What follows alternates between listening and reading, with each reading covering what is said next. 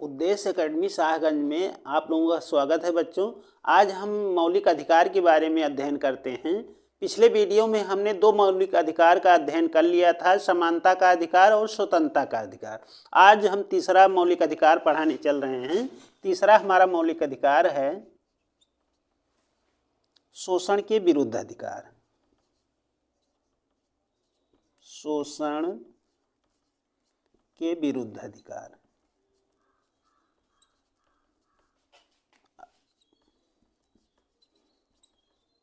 शोषण के विरुद्ध अधिकार, इसका वर्णन अनुच्छेद 23 और 24 में किया गया है। हमारा तीसरा जो मौलिक अधिकार है शोषण के विरुद्ध अधिकार, इसका वर्णन अनुच्छेद 23 और 24 के अंतर्गत किया गया है। अनुच्छेद 23 में व्यवस्था दी गई है, अनुच्छेद 23 में व्यवस्था दी गई है कि किसी के से जो है बलात् श्रम या जो है दुर्व्यापार के आधार पर जो है किसी से जो है जबरदस्ती कार्य नहीं करवाया जा सकता। जिसे 23 में व्यवस्था दी गई है कि दुर्व्यापार का मतलब होता है किसी मानव की खरीद फरोख्त नहीं की जा सकती है और किसी से जो है जोर जबरदस्ती कार्य नहीं करवाया जाता। बलात् श्रम, किसी से जोर जबरदस्ती कार्य नहीं करवाया जा सकता है। और बेगार का मतलब ये होता है कि काम करवाने के बाद उसका मूल्य न चुकाना, ये बेगार कहलाता है। तो ये व्यवस्था हमारे जो अनुच्छेद 23 में दी गई। अनुच्छेद 23 में कहा गया है बलात्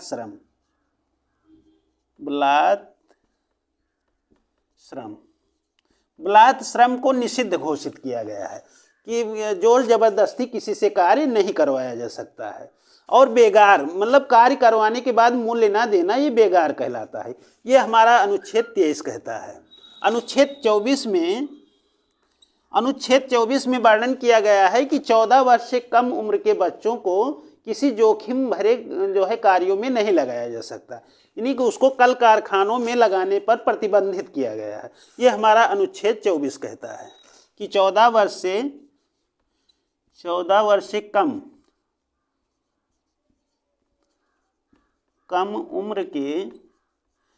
उम्र के बच्चों को 14 वर्ष से कम उम्र के बच्चों को किसी जोखिम वाले कल कारखानों में नहीं लगाया जा सकता। ये हमारा अनुच्छेद 24 कहता है। तो हमारा जो तीसरा अधिकार है, मौलिक अधिकार है, वो शोषण के विरुद्ध अधिकार है। ये अनुच्छेद 23 और 24 में इसका वर्णन किया गया है। अनुच्छेद 23 कहता है कि बलात् श्रम को निषिद्ध घोषित किया गया है, यानी किसी से जोर जबरदस्ती कार्य नहीं करवाया जा सकता है। और बेगार का कार्य, पहले बेगार का कार्य लोग करवाते थे, उसको निषिद्ध घोषित किया गया है कि अगर किसी से कोई कार्य लिया जाए तो उसका मूल्य जो है चुकाया जाए। यह हमारे भारतीय संविधान का अनुच्छेद 23 कहता है।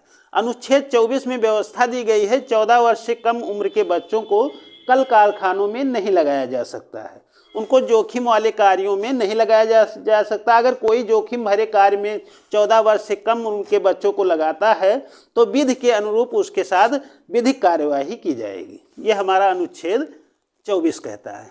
अब अगला हमारा जो अधिकार है चौथा, धार्मिक स्वतंत्रता का अधिकार। धार्मिक स्वतंत्रता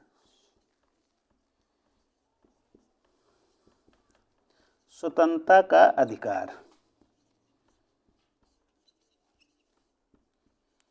ये जो है 4 अनुच्छेदों के अंतर्गत इसका वर्णन किया गया है। अनुच्छेद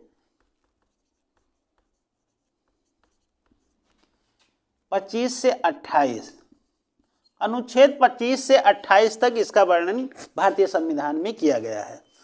अनुच्छेद 25 में व्यवस्था दी गई है, अनुच्छेद 25 में ये व्यवस्था दी गई है कि विधि के अनुरूप सभी व्यक्ति या भारत के सभी नागरिक अपने धर्म को अपने अनुरूप जो है उसको मान सकते हैं। ये अनुच्छेद 25 कहता है। अनुच्छेद 25 में व्यवस्था दी गई है कि भारत का कोई भी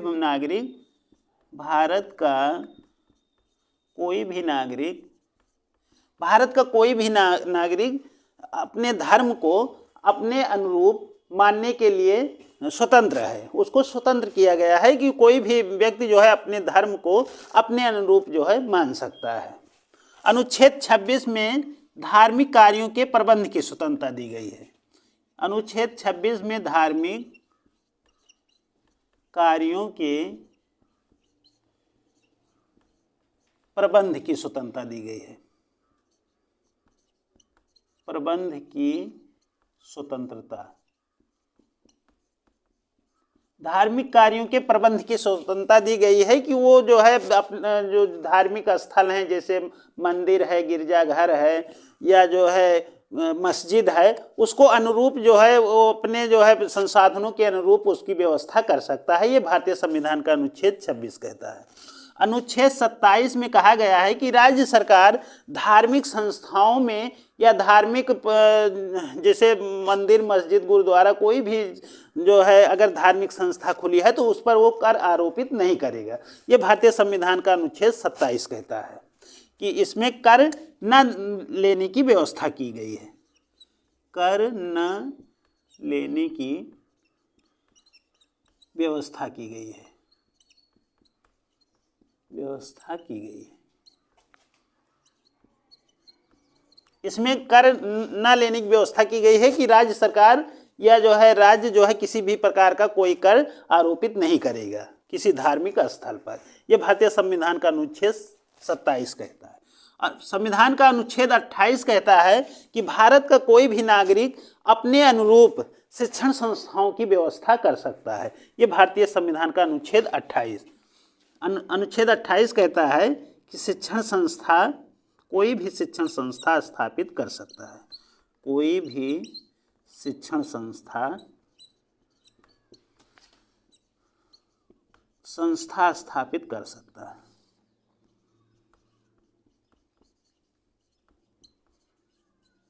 कर सकता है।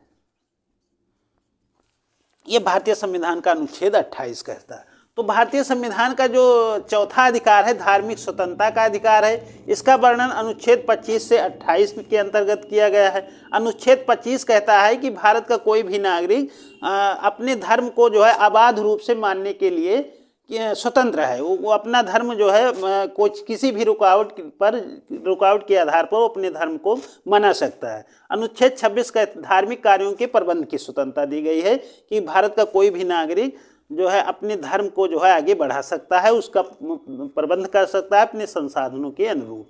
अनुच्छेद 27 में कहा गया है कि राज्य सरकार कोई भी कर आरोपित नहीं करेगा, किसी भी स्थल पर कोई भी कर जो है वो नहीं लगा सकता है।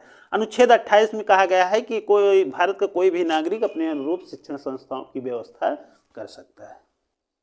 बच्चों, हमारा अधिकार है पांचवा मौलिक अधिकार है संस्कृत एवं शिक्षा संबंधी अधिकार।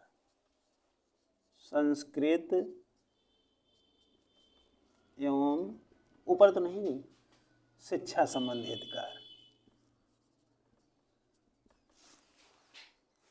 संस्कृत एवं शिक्षा संबंधी अधिकार।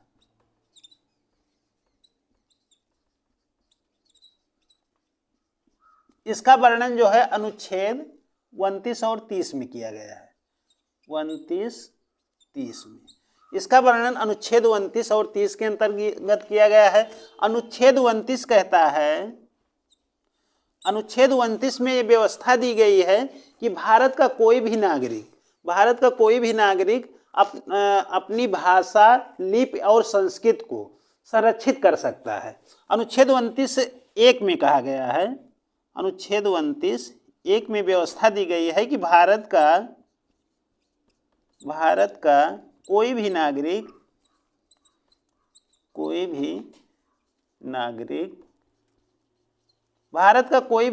अपनी भाषा, लिपि और संस्कृत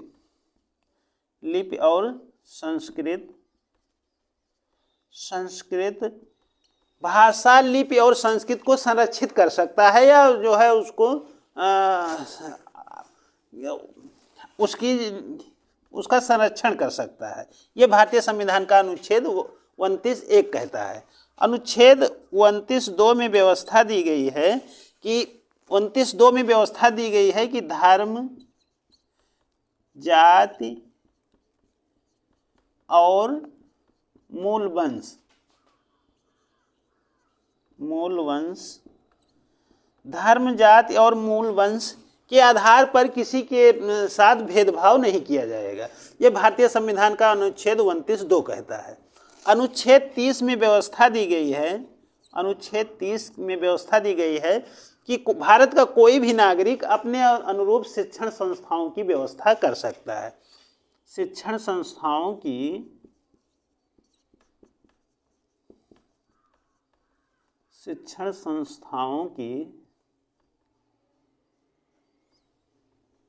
शिक्षण संबंधी कार्य कर सकता है,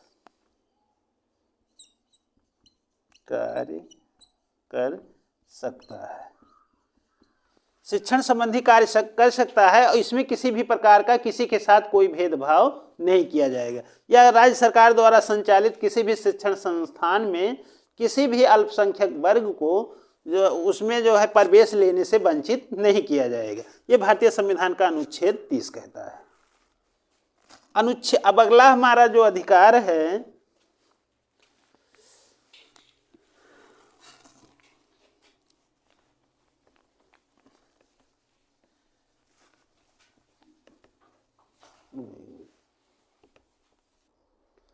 हमारा अगला मौलिक अधिकार है संवैधानिक उपचारों का अधिकार। 6वां है संवैधानिक उपचारों का अधिकार।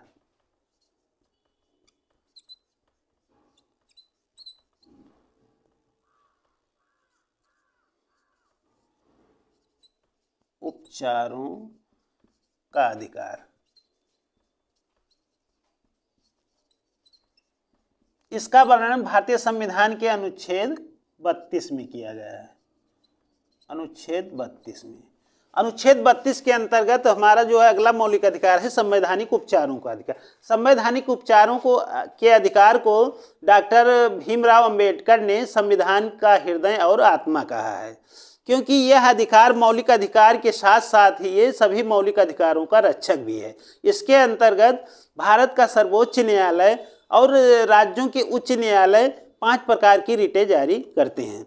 भारतीय संविधान का अनुच्छेद 32 के अंतर्गत सर्वोच्च न्यायालय और अनुच्छेद 226 के अंतर्गत उच्च न्यायालय रिट जारी करने का अधिकार रखते हैं। तो ये कौन कौन सी रिटें जारी कर सकते हैं? तो पहला रिट है बंदी प्रत्यक्षीकरण।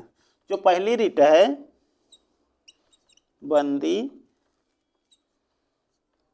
प्रत्यक्षीकरण।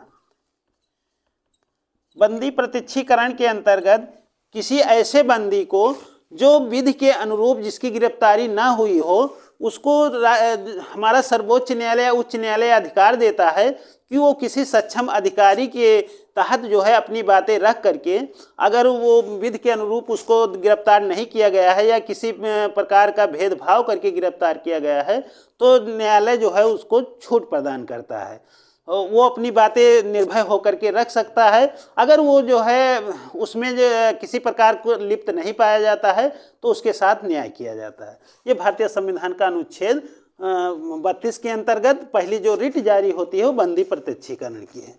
दूसरी रिट जो होती है अधिकार परीक्षा। अधिकार परीक्षा अधिकार परीक्षा में कहा गया है कि इसका अर्थ होता है किस अधिकार से। इसका अर्थ है किस अधिकार से, किस अधिकार से।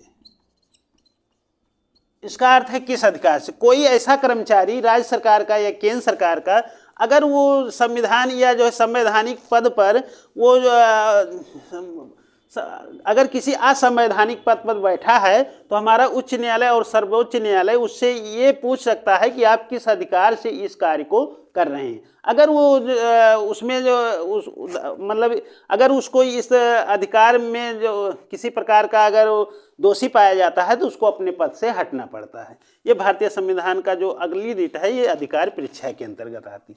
तीसरी जो रिट जारी की जाती है वो रिट है उत्प्रेषण। उत्प्रेषण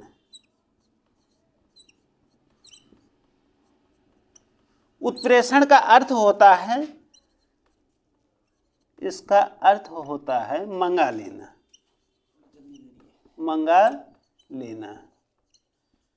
इसमें क्या होता है, इसमें जो है उच्च न्यायालय या सर्वोच्च न्यायालय किसी अधीनस्थ न्यायालय से अगर वो जो उसके कार्य संचालन के अंतर्गत नहीं आता है तो उच्च न्यायालय अधीनस्थ न्यायालय से अपने पास वो फाइल जो है मंगा सकता है। ये जो है जो रिट है उत्प्रेषण के अंतर्गत आती है। चौथी जो रिट है उत्प्रेषण। अगली जो रिट दायर होती है परमादेश।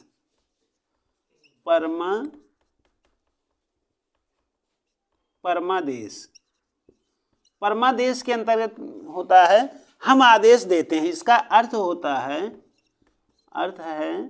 हम आदेश देते हैं।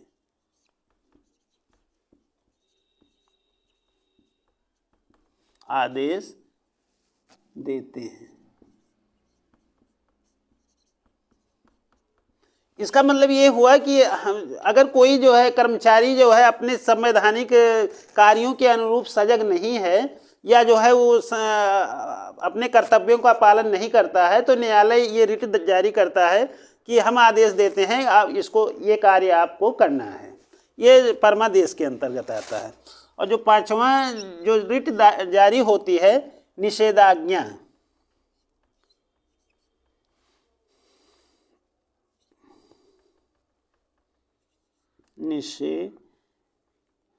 निषेध करना, निषेध करना। इसका अर्थ है मना कर देना। इसका जो अर्थ है मना कर देना।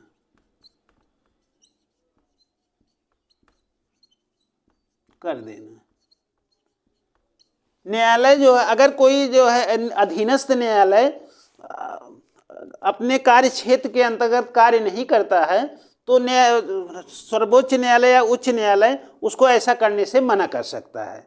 और वो ये जो है ये पूर्ववर्ती काल में लागू होता है, सुनवाई के पूर्ववर्ती। और ये जो उत्प्रेषण है सुनवाई के उत्तरवर्ती काल में लागू होता है। अब बच्चों आज के लिए इतना ही। आप लोग इस चैनल को लाइक और सब्सक्राइब जरूर करिएगा। धन्यवाद। आगे नेक्स्ट वीडियो में मुलाकात होगी।